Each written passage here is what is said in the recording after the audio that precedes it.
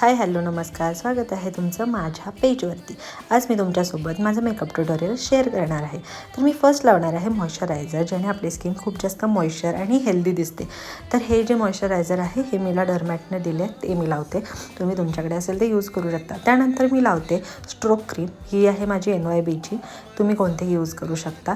त्याने आपल्या स्किनला एक थोडासा ग्लो भेटतो आणि मला आहे ना प्रचंड आवडतो मेकअप करायला, आणि त्यातल्या त्यात तो सिंपल असला तर खूप जास्त मजा येते। थोडंसं फाउंडेशन लावून त्याला थोडंसं एक टचअप द्यायचं आहे।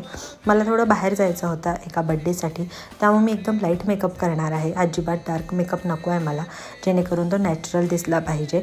त्यानंतर मी लावणार आहे HD पावडर आहे, ज्याने तुमचा मेकअप सेट होतो आणि थोडंसं छान शाईन येते त्याला।